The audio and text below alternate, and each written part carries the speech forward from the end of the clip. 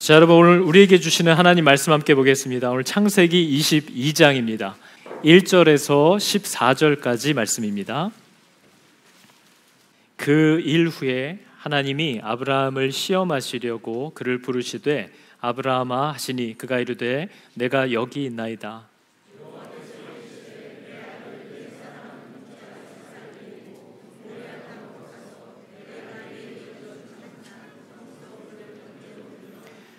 아브라함이 아침에 일찍이 일어나 나귀의 안장을 지우고 두 종과 그의 아들 이삭을 데리고 번제에 쓸 나무를 쪼개어 가지고 떠나 하나님이 자기에게 일러주신 곳으로 가더니 이 아브라함이 종들에게 이르되 너희는 나귀와 함께 여기서 기다리라. 내가 아이와 함께 저기 가서 예배하고 우리가 너희에게로 돌아오리라 하고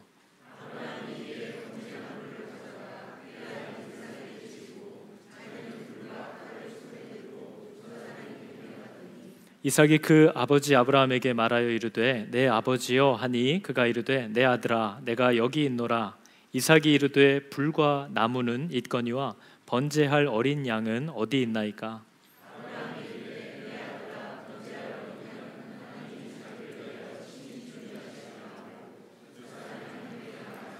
하나님이 그에게 일러주신 곳에 이른지라 이에 아브라함이 그곳에 제단을 쌓고 나무를 버려놓고 그의 아들 이삭을 결박하여 제단 나무 위에 놓고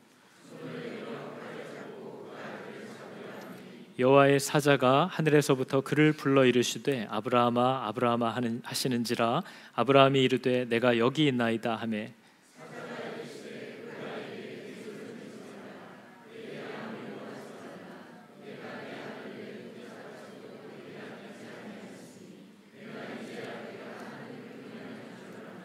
아브라함이 눈을 들어 살펴본즉 한 숫 양이 뒤에 있는데 뿔이 수풀에 걸려 있는지라 아브라함이 가서 그 숫 양을 가져다가 아들을 대신하여 번제로 드렸더라. 아브라함이 그 땅 이름을 여호와 이레라 하였으므로 오늘날까지 사람들이 이르기를 여호와의 산에서 준비되리라 하더라. 아멘. 여러분, 오늘 말씀 읽은 내용은 교회를 안 다니시는 분들도 웬만한 사람들은 다 한 번씩 들어봤을 내용입니다. 그죠? 아브라함이 그 아들 이삭을 하나님께 번제로 바치는 장면입니다. 근데 여러분, 이 얘기가 또 많은 사람들에게서 유명한 이유는 이 이해할 수 없는 명령을 하신 분이 하나님이라는 사실입니다. 하나님이 사람을, 그것도 아들을 죽여서 제사로 나에게 드리라고 했다 하는 점이 굉장히 어려운 거죠. 여러분, 사람을 죽여서 신에게 바치는 것은 이 당시에 이방인들이나 하는 일들이었는데 하나님은 그것을 엄격하게 금하신 일이 있습니다, 이미. 그런데 하나님이 그것을 지금 아브라함에게 이제 명하고 계시는 거죠. 인신 제사를 원하시지 않는 하나님이 아들을 나에게 번제로 드리라 하는 것도 좀 이상하고 또 괴롭고 힘들겠지만 되게 묵묵히 또 뚜벅뚜벅 하나님이 말씀하신 대로 순종하여서 하는 아브라함의 모습도 참 희한하고 그 아들 이삭도 어린아이가 아닌데 그냥 아버지를 따라서 그것을 함께 순종하여서 이렇게 함께 진행하고 있는 것도 참 이해가 되지 않는 모습입니다. 지금 이 세 분이 뭘 하는 건가 하는 장면이죠. 근데 여러분, 아브라함이 굉장히 마음이 어렵고 힘들었을 텐데 오늘 말씀을 잘 읽어보니까 하나님이 말씀하신 대로 순종해내기 위해서 방해가 될 만한 것들을 사전에 다 차단하는 치밀함을 그가 보여주는 걸 알 수 있습니다. 그거 참 어려운 거잖아요. 우리는 하기 싫은 일을 명령받으면 분명히 민기적 될 텐데 그 다음날 아침 일찍 일어나서 바로 움직이는 모습을 보여주고요. 그 제단에서 번제물을 태울 장작을 쪼개는 것도 한 목사님이 올려놓은 글을 보니까 영어 성경은 번제물을 태우기에 충분한 장작을 쪼갰다 이렇게 얘기가 되어 있어요. 그러니까 내 아들을 태우기에 충분한 장작을 또 다 패더라는 겁니다. 그리고 나서 산으로 3일 길을 걸어가는 겁니다. 여러분, 77km 정도 되는 거리이기 때문에 하루에 한 25km를 걷는다고 했을 때 3일 동안 가는 거죠. 다 와서 산으로 올라가기 전에 종들은 기다리라고 놓고 가는 모습을 보여줍니다. 여러분, 종들을 데려가면 얼마나 좋습니까? 종들이 말리지 않을까요? 아마 그래서 놓고 갔겠죠. 종들이 말려주기만 하면 아브라함도 순종하는 제스처를 보일 수 있고 애도 살 수 있고 여러 가지로 좋을 것 같은데 그럴 가능성을 사전에 다 차단하고 아들만 데리고 올라갑니다. 그러니까 정말 하나님의 명령대로 이 일을 완수하려는 아브라함의 의지가 보이는 거죠. 여러분, 저만 해도 하나님께서 이것을 원하신다라고 느끼는데 그게 하기 싫으면 그거를 하지 않아도 되는 자리로 자꾸 나를 움직여 갑니다. 그리고 그런 환경을 내가 일부러 만들기도 합니다. 그리고 하기 싫은 일이면 나와 생각이 같은, 야, 그런 걸 뭐하러 하냐? 그게 왜 필요하냐라고 얘기해 줄 만한 사람을 또 찾아가서 조언을 구하기도 하죠. 그게 우리의 마음에 있는 솔직한 심정이에요. 아니면 다른 일을 갑자기 쓸데없이 많이 만들어서 나를 스스로 지치게 만들어서 하나님 그건 못하겠네요 하는 변명을 대려고 하거나. 근데 아브라함은 하나님이 말씀하신 게 마음에 물론 이해도 안 되고 어려웠겠지만 그것을 철저하게 하기 위해서 방해가 될 만한 가능성을 하나하나씩 다 차단하면서 가는 것을 보여줍니다. 여러분, 오늘 이 본문의 내용만 봐도 하나님이 아브라함을 부르실 때 그 목적이 분명했다라는 것을 성경은 얘기하고 있습니다. 그죠? 우리가 오늘 읽은 1절을 보니까요, 하나님이 아브라함을 뭐 하시려고 부르셨다 했죠? 시험하시려고 그를 부르셨다. 아브라함아. 여러분, 하나님이 저와 여러분의 이름을 불러준다라는 건 얼마나 기쁜 일이고 얼마나 기다리는 일입니까? 진우야 이렇게 불러주시면 너무 좋죠. 근데 시험하시기 위해서 부르셨다 이렇게 얘기를 하고 있어요. 여러분, 우리가 성경 전체의 내용을 쭉 보면 이 명제는 누구도 부인할 수가 없습니다. 하나님은 우리를 시험하신다. 그죠? 이것은 언제나 있었던 얘기예요. 근데 이게 마음에 불편한 이유는 시험이라는 단어 자체가 우리에겐 굉장히 껄끄러운 내용입니다. 마치 나를 떠보려는 것 같고 나를 괴롭히려는 것 같고. 근데 우리가 뒤에서도 나누겠지만 하나님이 말씀하시는 시험이라는 것에 복됨이 있습니다. 하나님이 하시는 시험의 모든 목적은 언제나 우리를 복되게 하시려는 목적을 갖고 있다 하는 것을 우리에게 가르쳐 주죠. 시험이라는 단어가 정말 너무나 껄끄럽고 불쾌한 분들이 우리 가운데 많죠. 하나님이 나한테 해주신 게 뭐라고? 감히 시험까지 또 하신다는 건가? 어쩌면 이런 심정을 토로하고 싶은 분들이 우리 가운데 많을지도 모릅니다. 근데 여러분, 이건 잘 기억하셔야 돼요. 하나님이 나에게 해준 게 뭔데 시험까지 하시나라는 생각이 내 마음에 자꾸 든다면 성경이 말하는 성도라는 구원받은 자들은 하나님이 나에게 해주신 일의 그 놀라운 감격을 깨닫고 하나님이 나에게 뭘 해주셨는지를 알았기 때문에 감사하여서 나의 삶을 다 내어드리면서 그분 앞에 나온 자들을 성도라고 얘기합니다. 하나님이 나에게 뭘 해주셨는지를 모르는 성도는 없어요. 그러니까 여러분 중에 예수를 믿는다고 스스로 생각하고 크리스찬이라고 얘기하는데 하나님이 나한테 도대체 해준 게 뭔가 도무지 기억할 수가 없다면 고민해 보셔야 됩니다. 성경은 그것을 발견한 자들의 기쁨에 대해서 그리고 그것을 발견한 자들의 능력에 대해서 얘기하고 있거든요. 근데 여러분, 하나님이 우리를 시험하신다 하는 건 전혀 이상한 일이 아닙니다. 왜냐하면 사람도 언제나 사랑하는 사람들을 시험합니다. 그 시험이 나쁜 의도만은 아니잖아요. 여러분, 연애를 할 때도 우리는 늘 상대를 시험합니다. 그죠? 뭘 시험하죠? 연애를 하면 사랑하는 사람을 이렇게 헤어지기 위해서 아니면 그를 넘어지게 하기 위해서 시험하는 거 아니잖아요. 좋은 의도로 시험을 하는 거죠. 자기 나 살쪘어? 그럼 뭐죠? 좀 그런 거 같은데 헤어져. 그죠? 자기 나 살쪘어? 아니야, 예전하고 똑같아. 예전에도 살쪘다는 거야? 헤어져. 자기 나 살쪘어? 난 잘 모르겠는데 관심이 없구나. 찌든지 말든지 헤어져. 이런 여성분들의 시험의 목적은 물론 저 사람이 내 마음을 이해하고 헤아릴 수 있는 장성한 인간으로 만들기 위해서 시험을 하시는 거겠죠. 그죠? 근데 이제 그러려면 본인도 그 남자의 마음을 헤아릴 수 있는 장성한 인간으로 자라가야 되겠죠. 우리는 누군가를 시험할 때 그 사람과 내가 마음이 통하기 위해서 서로 알아가기 위해서 자꾸 이렇게 떠보는 거죠. 우리가 아이를 키울 때도 마찬가지 아닙니까? 아이들의 입에다가 다양한 맛이 나는 것들을 자꾸 부모가 집어넣는 것은 그 아이가 그 다양성을 알아가고 반응하는 것을 훈련하기 위함이잖아요. 걷지도 못해서 자꾸 자빠지고 나 좀 잡아달라고 어버버버 하고 있는 애를 교묘하게 뒤로 물러나면서 걸음마 걸음마 하는 그 부모의 잔인함이 악한 의도가 아니잖아요. 그건 누구나 다 이해할 수 있는 모습들이에요. 우리는 사랑하는 자들이 계속 자라가고 깨달아가고 세워져 가게 하기 위해서 많은 시험들을 사람도 한다라는 걸 알 수 있습니다. 뭔가를 주면서 동생이나 친구에게 양보해 볼 것을 요구해 보기도 해요. 왜요? 그 아이가 자라기를 원하니까요. 그죠? 그리고 우리는 또 용돈을 주어서 이 아이가 이 복을 어떻게 관리하는지를 한번 시험해 보기도 합니다. 얘가 돈을 어떻게 쓰는지 한번 보자 하는 걸 시험해 보기도 하고, 집안일을 맡겨도 보죠. 물론 끝에서는 야! 하고 끝나겠지만 집안일을 맡겨보지만 생각대로 안 되죠. 그리고 집에서 늘 이렇게 이해해주고 받아주는 부모를 떠나서 조금 냉정한 세상에서 아르바이트를 한번 해보게도 해서 그 아이가 살아가야 할 세상에서 적합한 자로 자라갈 수 있도록 해주려고 부모는 노력을 하는 거죠. 그리고 어릴 때는 절대로 여기도 있었네요. 어릴 때는 절대로 바라보지 못하는 미래를 준비하게 하기 위해서 부모들은 지금 네가 조금 더 절제하고 수고하고 희생해야 하는 거야 하는 것들을 아이에게 요구합니다. 시험하는 거죠. 왜냐하면 그 아이가 자라가기를 위해서 원하는 거예요. 근데 여러분, 사람도 그런데 부족한 사람도 그 사랑하는 자가 좀 더 배워가고 자라가게 하기 위한 좋은 의도의 시험들을 자꾸 주는데, 하나님은 그럼 그냥 가만히 계셔야 한다는 얘기냐 하는 거죠. 여러분, 하나님은 그러면 나한테 아무것도 하지 말고 번거롭게 하지 말고 그냥 가만히만 계시라는 겁니까?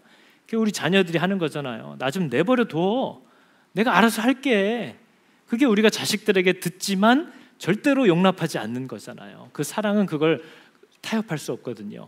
하나님도 우리를 시험하신다 하는 이 명제는 너무나 당연한 내용이에요. 이거를 부인할 사람은 아마 없을 겁니다. 근데 문제는 우리를 자라게 하기 위한 시험치고는 너무 센 거 아닌가? 이게 우리의 불만인 거죠. 그죠? 아니, 자라게 하는 정도의 시험은 감사하죠. 근데 내가 볼 때 나에게 오는 시험들의 거의 대부분은 자라게 하려고 하는 게 아니라 정말 숨통을 끊으려고 하는 것 같은 시험처럼 우리가 느껴진다는 겁니다. 여러분, 우리가 오늘 읽은 본문에 아브라함이 받은 시험만 봐도 아들을 죽여서 바치라, 이거는 그냥 내가 죽는 게 낫지, 아들을 죽이라라는 건 진짜 아브라함의 생명을 요구하는 내용이잖아요. 아들을 죽이라, 이거에 우리가 얼마나 분노합니까? 근데 여러분, 잘 생각해 보면 저와 여러분들 중에 아브라함 이후에 하나님이 네 아들을 죽여서 나에게 가져오라고 명령을 받은 사람은 사실 아무도 없습니다. 그죠? 영적으로 또 해석하지 마시고요. 정말 네 아들을 죽여서 내 앞에 번제로 드려라 하는 요구를 받은 사람은 아무도 없어요. 그리고 아브라함은 괜찮다는데 왜 우리가 이렇게 난리일까요? 왜 아들을 바치라고 하느냐 하는 얘기를 아브라함은 따지지 않는데 왜 우리가, 그 명령을 받지도 않은 우리가 이렇게 난리를 칠까요? 아브라함은 감사하다고 고백하고 있는데 그 시험으로 인하여, 그죠? 여러분, 하나님이 사람을 시험하시는 성격에는 두 가지가 있는데요. 첫 번째는 그 사람이 세워지기 위하여 필요한 부분을 하나님은 만지십니다. 그러니까 사람마다 다 같을 수가 없는 거죠. 그 사람을 세우기 위하여 필요한 부분이 뭔지를 하나님은 아시고 그건 사람마다 다를 수 있는 거예요. 그러니까 사람마다 일괄적으로 얘기할 수는 없는 거죠. 또 하나는 그 사람에게 맡길 사명이 무엇이냐에 의해서 시험의 강도와 종류도 달라집니다. 또 이렇게 얘기하면 아니, 하나님은 나를 도대체 지구의 평화와 전 인류를 위해서 쓰시려나, 왜 나는 이렇게 힘든 일을 자꾸 주시나, 또 다들 아마 이렇게 생각할 거예요. 남들은 다 편하게 사는 것 같은데 나는 왜 이렇게 많은 고통을 당할까? 그렇게 힘들어하는 분들도 아마 있을 수 있죠. 근데 고통이라는 건 다 사실 주관적입니다. 그죠? 저희 집 막내가 먹고 있던 사탕을 뺐으면 걔는 아마 이삭을 바치는 것 같은 고통을 얘기할 거예요. 그건 지극히 주관적이기 때문에 비교할 수 있는 게 아닌 거죠. 너무나 그 아이는 모든 걸 잃은 것처럼 괴로워하겠죠. 근데 그 사람에게 맡길 사명이 무엇이냐에 의해서도 시험의 성격과 종류는 달라져요. 근데 여러분, 아브라함이라는 사람의 부르심에 좀 특별함이 있습니다. 그죠? 하나님의 처음 계획, 에덴 동산에서 시작된 하나님의 나라를 세워가는 일이 한번 어그러졌다가 아브라함이라는 사람을 다시 불러서 시작하는 그 첫 걸음이기 때문에 하나님이 아브라함에게 요구하는 분량이 있을 거라는 거죠. 근데 여러분 아시다시피 그래서 아브라함이 아들을 잃었느냐? 아무 일도 없었어요, 여러분. 하나님은 아무런 일도 당하지 않게 했어요.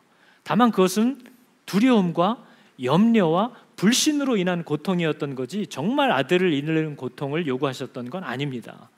그런데 아브라함을 통해서 우리가 그 시험을 통해 알게 된 내용은 모든 인류를 위한 구속자가 하나님으로부터 예비되어 있다라는 이 복음의 내용을 오늘 이 시험을 통해서 아브라함을 비롯한 모든 인류가 오늘날 우리들이 다 알게 되었다는 거죠. 그 목적의 특수성을 위해서 주어진 시험이라는 거예요. 여러분, 아브라함이 오늘 이 시험을 끝내고 나서 여호와 이레라고 이 땅을 불렀다 얘기합니다. 여호와께서 예비하신다, 여호와께서 다 준비되어 있다, 이 얘기로 고백했다는 거예요. 그러니까 여러분, 아브라함은 이 아들을 바치라는 요구의 시험을 통해서 자신의 후손, 모든 인류가 반드시 치러야만 할 죽음이 있다라는 것을 깨달았고요, 그 죽음을 대신할 구속자를 하나님이 예비하셨다라는 것을 알았다는 겁니다. 여러분, 요한복음 8장 26절을 보면 예수님께서 너희 조상 아브라함은 나의 때 볼 것을, 그리스도의 구원의 때를 볼 것을 즐거워하다가 어떻게 했대요? 봤대요. 여러분, 아브라함이 예수님을 언제 봤죠?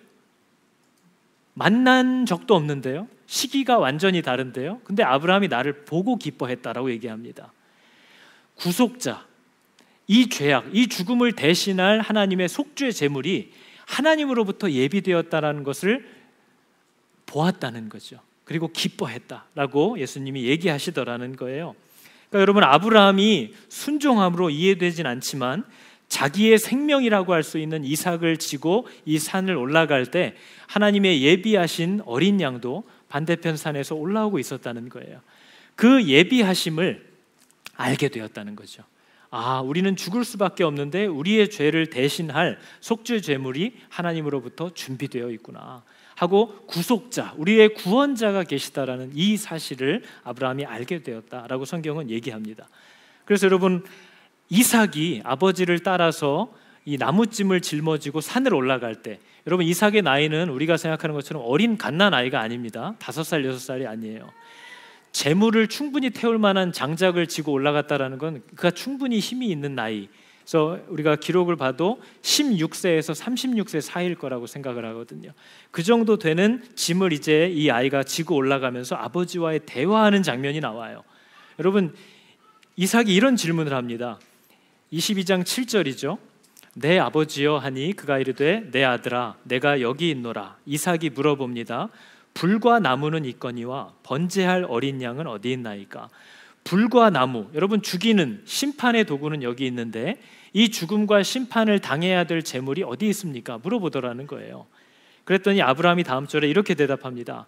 아브라함이 이르되 내 아들아 번제할 어린 양은 하나님이 자기를 위하여 친히 직접 준비하시리라 하였다는 거예요. 근데 여러분, 이 질문을 할 때 이삭이 두 가지를 모르고 있었습니다. 이 두 가지는 오늘날 저와 여러분도 잘 모르고 있는 거예요. 이삭이 뭘 모르냐면 자기가 드려져야 할 제물이라는 사실을 이삭이 모릅니다. 그리고 두 번째는 자기를 대신할 희생양이 저기 준비되어 있다는 것을 이삭이 모릅니다.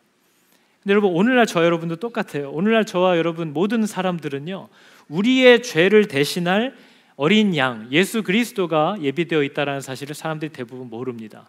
그리고 오늘날 예수를 믿는 사람들은요, 하나님께 바쳐져야 할 산 제물이 우리 자신이어야 한다는 사실을 잘 모릅니다. 그래서 교회를 다닌다고 하면서도 하나님을 향한 헌신과 열심은 막 내는데 나 자신을 하나님께 제물로 드려야 한다는 사실을 모르는 분들이 생각보다 많죠. 여러분, 헌신, 물질보다요, 나라는 자아를 하나님께 드리는 것은 굉장히 힘든 일입니다. 제가 목사라도 상관이 없죠. 제 혈기와 제 안에 있는 모든 고집이 언제든지 튀어나오는 상황을 만나면서 살아갑니다. 그래서 우리는 나를 하나님께 살아있는 제물로 드리는 이 경주를 해야 한다라는 거죠. 여러분, 산 제물이라는 말은 로마서에 나오는데 이 두 단어는 같이 있을 수가 없는 단어예요. 살아있다는 것과 죽은 제물이라는 것. 그러니까 우리는 그냥 뭐 하나를 일회적으로 드리고 끝나는 게 아니라 나 자신의 남은 살아있는 모든 인생을 내 것이 아닌 하나님께서 마음껏 쓰시도록 그냥 다 내어드리는 살아있는 제물이 되어야 한다는 거죠.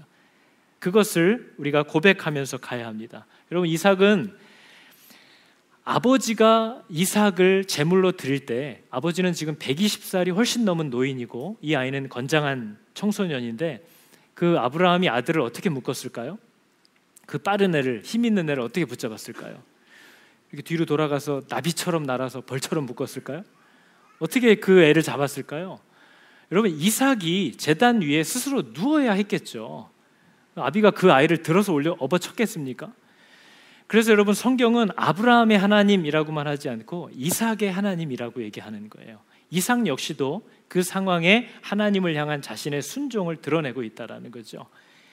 아버지가 말했을 때에 그 제단 위에 자기가 스스로 누웠을 것이고 아버지가 묶을 때 잠잠했다라는 거죠. 그것이 우리가 발견하는 이삭의 믿음이라는 겁니다. 근데 여러분, 우리가 본받아야 할, 지금 아브라함이 왜 이걸 하나님은 믿음이라고 하실까? 자식 죽이는 게 믿음인가? 이렇게 우리는 늘 극단적으로 나가요. 근데 여러분, 아까도 얘기했지만 자식 안 죽습니다. 하나님이 죽이라고 요구하지 않아요. 죽이시지도 않아요. 그러나 이 시험을 통해서 우리가 본받아야 할 아브라함의 믿음이 무엇인가에 대해서 히브리서 11장이 다음과 같이 얘기합니다. 아브라함은 시험을 받을 때에, 오늘 이 장면을 얘기하는 거죠, 믿음으로 이삭을 드렸대요. 어떤 믿음이냐? 하나님이 이미 아브라함에게, 저에게 말씀하시기를 내가 너에게 줄 네 자손이라고 칭할 자는 누구로 말미암을 거래요? 이삭으로 말미암으리라 하셨으니 저가 하나님이 능히 죽은 자 가운데서 다시 살리실 줄로 생각하신지라 비유컨대 죽은 자 가운데서 도로 받은 것이라, 이렇게 얘기하잖아요. 이 여러분 말씀의 중요한 아브라함의 믿음은 뭐냐면요, 아브라함은 지금 이해할 수 없는 문제에 부딪혔어요. 이삭을 하나님이 주시면서 이삭을 통해서 네 후손을 하늘의 별과 같이 주겠다라는 약속을 이미 먼저 주셨는데 그 이삭을 죽이라는 겁니다. 그럼 여러분, 이게 안 맞잖아요. 이삭을 통해서 태어날 자식이어야 되는데 이삭을 죽이래요. 도무지 이해가 되지 않아요. 근데 아브라함의 믿음은 뭐냐면요, 하나님이 신실한 분이라, 하나님은 신뢰할 만한 분이다라는 뜻입니다. 하나님은 신뢰할 만한 분이기 때문에 먼저 하신 약속을 어떤 다른 이유 때문에 결코 취소하지 않으실 것이다. 그러면 이삭을 통해서 내 후손들이 태어날 것은 반드시 성취돼야만 할, 성취될 약속이 확실한데 지금 죽이라고 하시니 이게 도대체 어떻게 되려는 건가?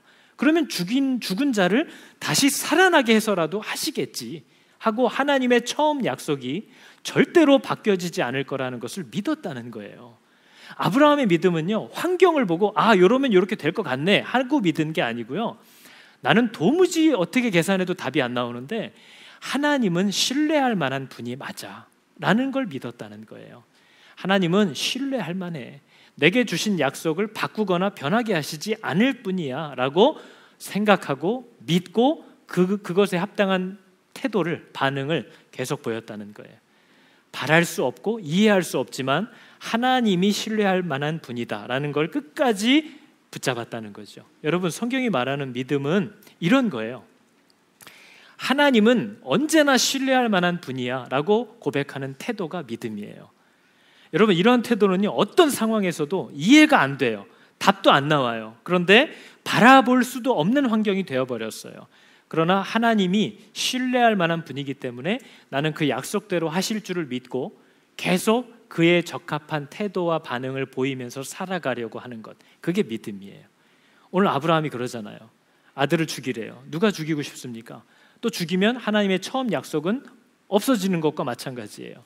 그러나 하나님이 신뢰할 만한 분이야 라고 생각하고 그 믿음에 적합한 반응을 계속하면서 이 아브라함이 3일 동안 걸어가고 그 일들을 하더라는 거죠. 그러니까 여러분, 하나님은 우리에게 복을 주시려는 분이다라는 이 명제가 믿어져야 됩니다. 그래야만 이해되지 않는 상황에서도 난 도무지 이해가 되지 않지만 이런 것들을 통해서도 하나님이 나에게 복을 주시려는구나 하는 걸 끝까지 믿고 거기에 합당한 반응을 하기 시작하는 것, 그게 성경이 말하는 믿음이라는 거예요. 하나님을 신뢰하는 것. 여러분, 우리가 누구를 신뢰하면요, 상황이 좀 이상해도 누가 와서 야, 너 그러다 큰일 난다 해도 또 내가 볼 때도 약간 상황이 이상한 것 같아도 저분 그럴 뿐 아니야 하고 믿을 수 있어요. 근데 사람을 믿을 수 없으면요, 조금만 뭐가 틀어져도 이러다가 또 돈 다 날리는 거 아니야? 이러다 또 큰일 나는 거 아니야? 하고 계속 불안합니다. 성경이 말하는 하나님을 향한 믿음이라는 것은요, 그분이 하시는 일의 합리성을 보고 믿고 안 믿고 하는 게 아니고요, 그 분이라는 존재 자체에 대한 신뢰를 얘기하는 거예요. 그게 아브라함이 보였던 믿음이라는 겁니다. 잘 이해가 안 되고 이게 도대체 어떻게 될까 모르겠으나 그분은 신뢰할 만한 분이야 하고 받아들였다는 거죠. 그게 여러분, 아브라함이 그 시험을 대하는 태도였다는 거예요. 여러분, 우리는 종종, 여러분 이 얘기는 잘 기억하셔야 됩니다. 교회를 오래 다녀도 이 얘기를 계속 하시는 분들이 있어요. 우리는 시험을 대할 때에 하나님이 주시는 시험이 있고 마귀가 주는 시험이 있다, 이런 얘기를 아마 들어보셨을 거예요. 하나님이 주시는 시험은 테스트라서 나를 더 건강하게 세워가고, 마귀가 주는 시험은 유혹이라서 이거는 꼼짝없이 걸려 넘어지게 되는 거다, 이런 유의 얘기를 합니다.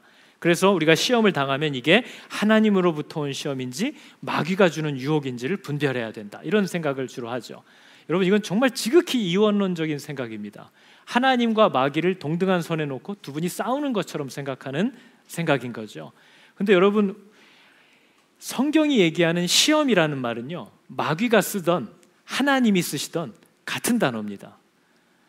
이 단어는 마귀가 하는 유혹이고 저 단어는 하나님이 하는 테스트고 이런 게 아니고요, 성경이 얘기하는 시험이라고 하는 페이라스모스라는 단어 자체가 그냥 그 한 단어에 여러 의미가 들어있어서 그 시험을 대하는 사람의 반응과 태도에 따라서 그 결과가 테스트로 끝날 수도 있고 유혹을 받아서 실족하는 걸로 끝날 수도 있는 거예요.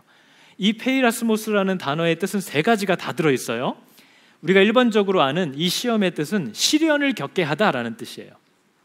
또 하나는 유혹하여서 걸려 넘어지게 하다, 또 하나는 검사하다, 테스트하다라는 뜻이에요. 그러니까 이 단어는 같은 뜻이에요. 그러니까 누가 시험하냐의 문제가 아닙니다. 여러분, 잘 생각하셔야 돼요. 어떤 게 하나님의 시험이고 뭐가 마귀의 시험이냐가 의미가 없는 이유는, 기본적으로 사람이, 특별히 성도들이 만나는 모든 시험은요, 그것이 악한 영으로부터 오는 시험이라 할지라도 주권을 가지고 다스리시는 하나님의 허락이 없이는 우리에게 주어질 수 없기 때문에, 기본적으로 우리가 이 땅을 살아가면서 만나는 모든 환난과 시험은, 그게 하나님이 적극적으로 개입하시던 시험이든 마귀가 나를 유혹해 보려고 하는 시험이든 내 죄와 연약함으로 불거진 결과이든, 그것을 통하여 모든 것이 합력하여서 나를 복되게 하시려는 하나님의 허락이 없이는 나에게 주어질 수 없다라는 것을 성경은 언제나 얘기합니다. 욥기에서 마귀가 욥을 시험하려 할 때에도 천상회의에 하나님 앞에 나아가 허락을 받아야 한다는 걸 우리는 보고 있는 거죠. 그러니까 엄밀히 말하면 모든 시험은 그냥 하나님이 알고 계시다라고 생각하시면 정확한 거예요. 근데 그 하나님은 우리를 어떻게 하고 싶어 하는 분이에요? 넘어뜨리려는 분이에요? 세우려는 분이에요? 세우려는 분이에요. 그러면 그 시험이 내 죄로 인한 결과에도 상관없어요. 마귀가 하는 유혹이어도 상관없어요. 그 시험을 내가 대하는 태도가 이제부터 중요하다는 겁니다. 그게 너무 필요하다는 거예요. 그래서 여러분, 신명기 8장 16절을 보면 하나님이 허락하시는 모든 시험의 목적은 저렇다는 겁니다. 시험은 너를 낮추시며 시험하사 마침내 내게 복을 주려 하십니다 라고 얘기합니다. 하나님이 우리에게 허락하시는 시험의 목적은 저거예요. 근데 여러분, 잘 보시면 시험 중에는요, 나를 낮추시는 게 목적인 시험도 있습니다. 이 시험은 이길 수 있는 게 아니에요. 이길 수도 없어요.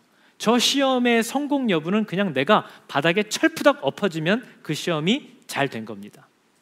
하나님은 우리를 그냥 내려 꽂으실 때도 있어요. 우리의 교만했던 목을 엉뚱한 생각에 사로잡혀서 하나님의 음성을 전혀 못 듣고 있는 사람에게 주시는 하나님의 복은 그를 잠시 낮추시는 겁니다. 그 시험은 이기려고 할 수 없어요. 그냥 바닥에 자빠지는 수밖에 없는 거죠. 그런 시험도 있다는 거예요. 근데 여러분, 또 예레미야 29장 11절을 보니까 하나님이 하시는 시험의 모든 목적을 얘기하죠. 나 여호와가 말하노라, 너를 향한 내 생각은 네가 알겠니? 내가 알지. 내가 안 하니 재앙이 아니다. 그거 재앙 아니야. 뭐래요? 평안이고 장래 소망을 주는 것이다. 내가 볼 때는 재앙이에요. 어떻게 이런 일을 나에게 허락하셨을까? 그러나 하나님은 평안과 소망을 주기 위해서, 우리를 복되게 하시기 위해서 그 일을 하고 계시다 얘기하고 있어요. 야고보서 1장 4절을 보면요, 우리에게 주시는 시험은 너희를 온전하고 구비하여 조금도 부족함이 없게 하시기 위함이고, 베드로전서 1장 7절을 보면 시험은요, 예수님이 다시 나타나실 때 칭찬과 영광과 존귀를 얻게 하기 위함이다.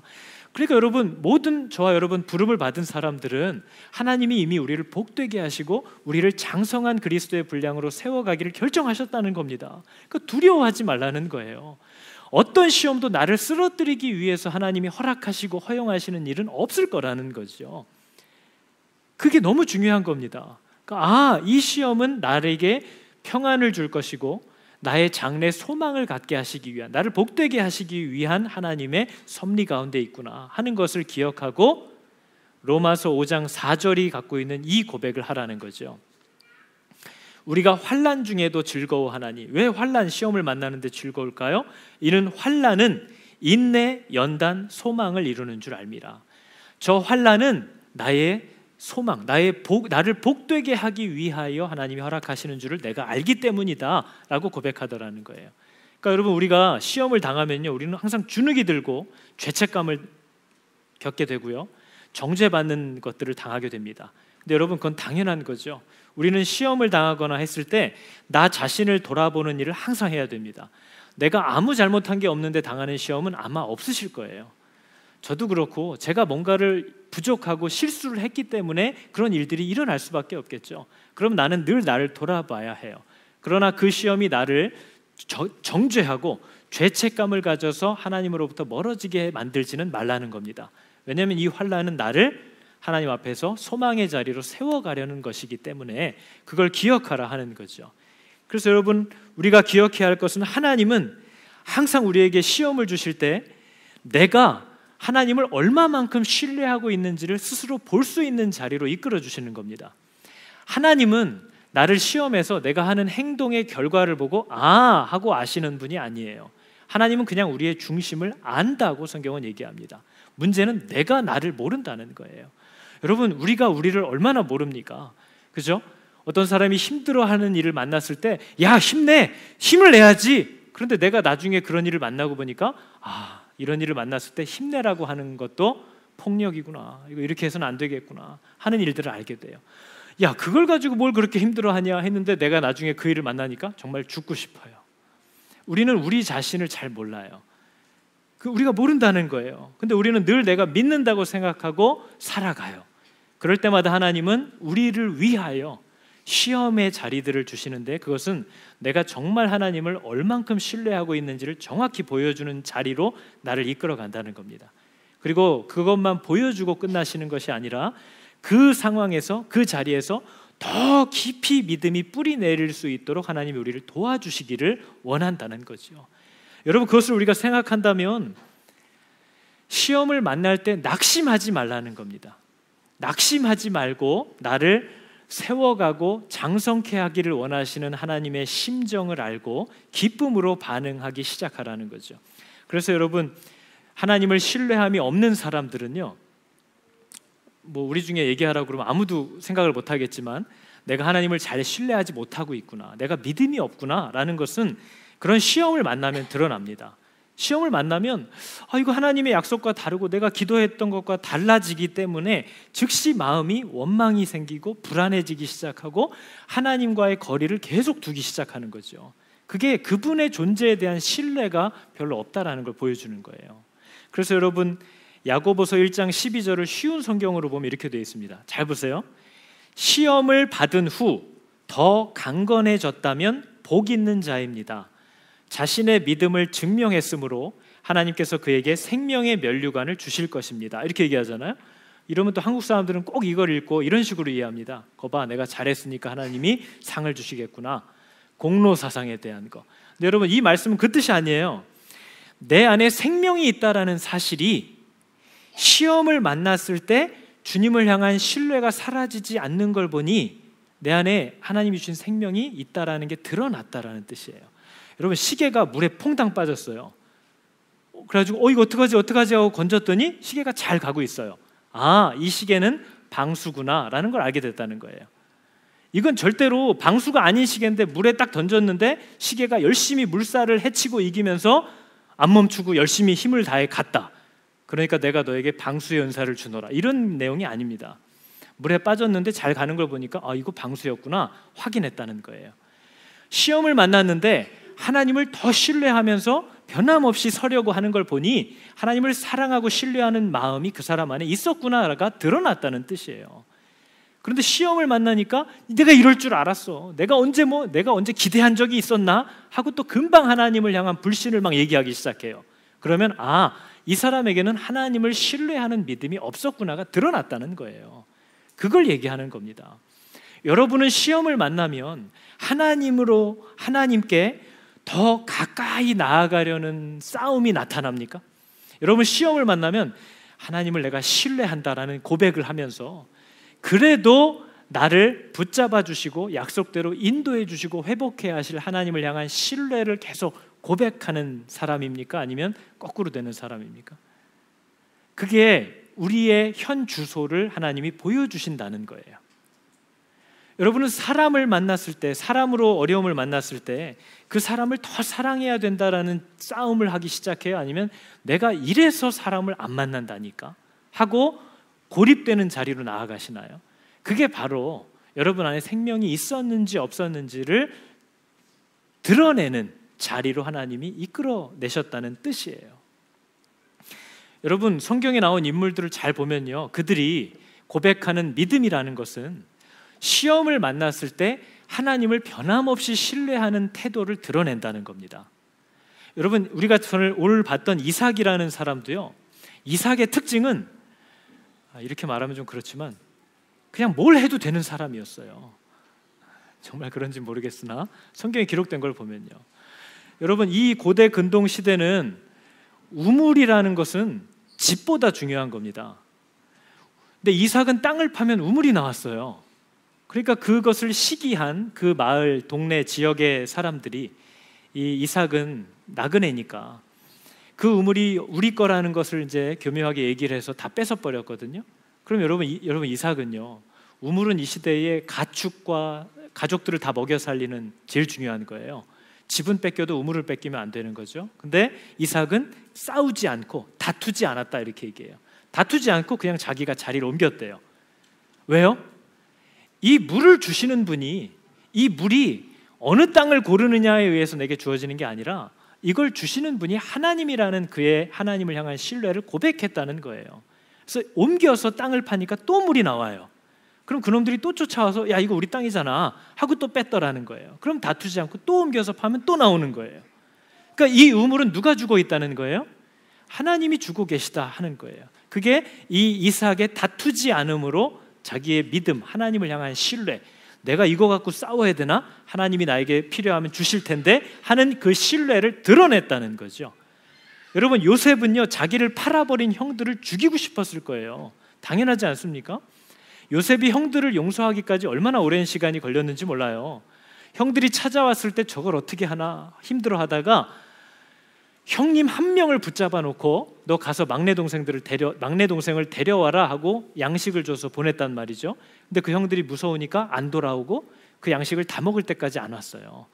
근데 그 양식이 다 떨어지고 다시 기근이 들어서 가족이 다 죽을 것 같으니까 그때서야 돌아왔다는 거죠. 시간이 오래 걸렸어요. 요셉도 굉장히 힘들었을 거예요. 그런데 여러분, 요셉이 결국은 어떻게 하나님을 향한 신뢰를 드러냅니까? 이게 단순히 형들과 나와의 싸움이 아니라 이 일들을 다 아시는 하나님의 신실하심을 그냥 믿었다는 거죠. 그리고 자기가 끝까지 성도가 해야 할 마땅한 태도를 취하기로 결정했다는 겁니다. 형들을 용서하고 형들만이 아니라 그들의 자녀까지 내가 돌보아 주기리라 약속함으로써 그가 하나님을 향한 신뢰를 갖고 있다는 걸 드러냈다는 거예요. 근데 여러분, 반대로 부자 청년, 우리 사복음서에 나오는 부자 청년은요, 하나님 앞에, 예수님 앞에 나아갔을 때 예수님이 그 청년이 정말 의지하고 있는 게 뭔지를 예수님은 아신다는 겁니다. 그 청년이 정말 의지하려고 하는 건 예수님이 아니라 돈이라는 걸 예수님이 보셨다는 거예요. 그러니까 그 청년에게 예수님이 물었던 건 그겁니다. 네가 가진 것을 다 정리해서 필요한 사람들에게 나눠주고 거기서 끝난 게 아니잖아요. 너는 나를 따라와라 하셨거든요. 그러니까 예수님은 엄밀히 말하면 청년에게 더 좋은 걸 주시겠다는 거예요. 근데 청년은 그걸 더 좋은 거라고 여기지 않았다는 거죠. 그러니까 청년이 시험을 받았다는 겁니다. 이 시험은 누가 준 거죠? 예수님이 아이고 이거 탁 떨쳐버려야지 하고 준 시험인가요? 아니면 그를 옆에 두려고 부른 시험인데 그의 욕심이 그것을 잃어버리게 한 건가요? 그래서 여러분, 저는 청년들이 오늘 잘 보라고 일부러 제가 평소 안 쓰던 영어 성경까지 써서 올려놨습니다. 야고보서 1장 13절을 볼까요? 누구든지 시험을 받을 때 뭐라고 얘기하지 말래요? 내가 하나님께 시험을 받는다 말하지 말래요. 하나님께서는 악한 자들에게 시험을 받지도 않으시고 친히 직접 아무도 시험하지 않으시기 때문이다, 이렇게 얘기하잖아요. 근데 저 시험이라는 거 하나님은 그 누구도 넘어뜨리려고 유혹하려고 하시는 분이 아니다라는 뜻이에요. 누가 막 실족해서 막 원망스럽고 믿음에서 떨어져 나가가지고 하나님이 날 이렇게 만들었다 하지 말라는 거예요. 하나님은 그 누구도 밀어내는 분이 아니라는 얘기예요. 그러나 네가 하나님으로부터 생명에서 끊어지는 이유는 다음 절에 이렇게 나옵니다. 각 사람이 시험을 받는 것은, 실족하는 이유는, 하나님으로부터 떨어지는 이유는 자기의 욕심에 끌려 미혹되기 때문이다 하는 거예요. 하나님이 밀어낸 게 아니라 네 탐심과 교만과 욕심이 나로부터 멀어지게 했을 뿐이다. 여러분, 엄마가 애한테 공부 열심히 하라고 도서관을 끊어줬어요. 근데 도서관 있는 빌딩이 당구장도 있고 오락실도 있어요. 그러니까 얘가 거기를 가가지고 공부가 안 늘고 당구가 늘고 오락이 늘었어요. 그러다 시험에 떨어졌어요. 그랬더니 엄마 때문이야 그래요. 근데 엄마의 목적은 뭐예요? 거기를 가서 좋은 것을 취하라고 보내준 건데 자기가 엉뚱한 짓을 한 거잖아요.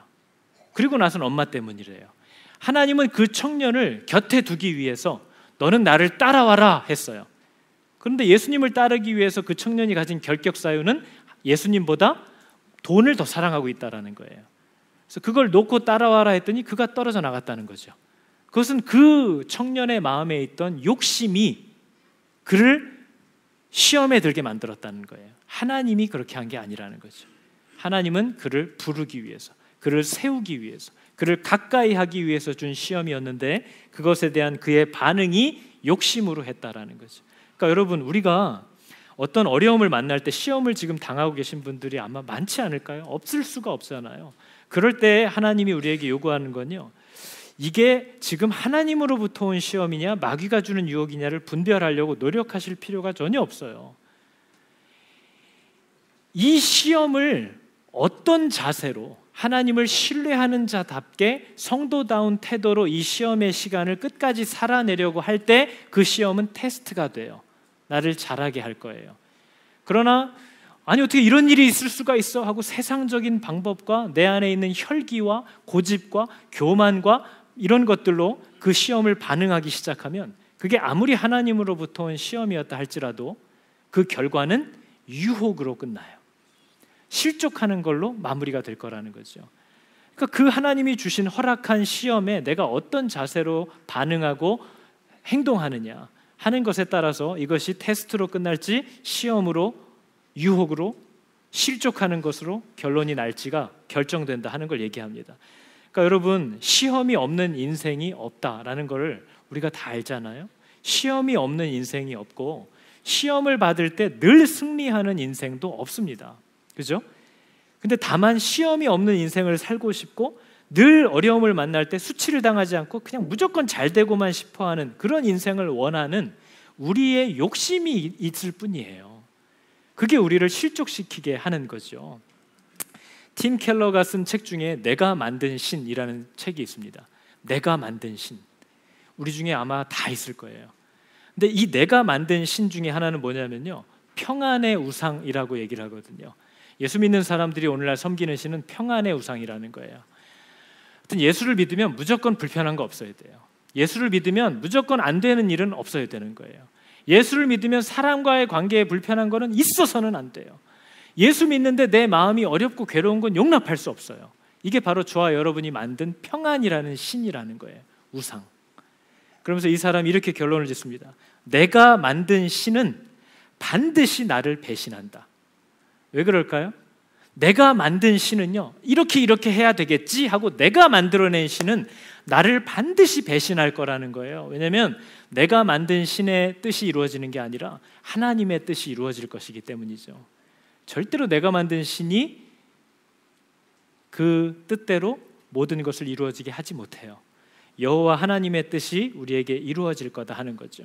그래서 여러분, 우리는 아브라함의 모습을 볼 때에 아브라함을 하나님이 찾아와 주셔서 만나 주시는 일이 있어요. 그게 아브라함을 자라게 합니다. 하나님의 임재는 저와 여러분을 성장시켜요. 근데 대부분을 보면 아브라함도 그렇고 성경의 모든 인물은 하나님이 나타나시지 않는 부재시에 더 많이 성장합니다. 하나님은 한 인물을 만나주는 시간보다 침묵하시는 시간이 더 많은 분이에요.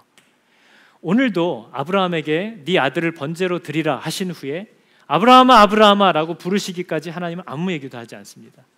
그것은 굉장히 답답하고 힘든 시간이에요. 그래서 여러분, 부재, 이런 얘기가, 하나님이 더 이상 자신을 드러내시지 않고 응답하시는 시간, 하나님의 부재는 내 마음속에 정말 무엇이 들어있는지를 드러내는 시간이다, 이렇게 얘기를 해요. 여러분, 우리가 하나님을 주인으로 모시고 순종하면서 살기를 원하는 사람 같잖아요. 근데 내 생각과 내 계획과 조금만 안 맞기 시작하는 시간이 길어지기 시작하잖아요. 그럼 나중에는 주님 주님 하다가 나중엔 야! 하는 내 성질이 드러나게 돼 있어요.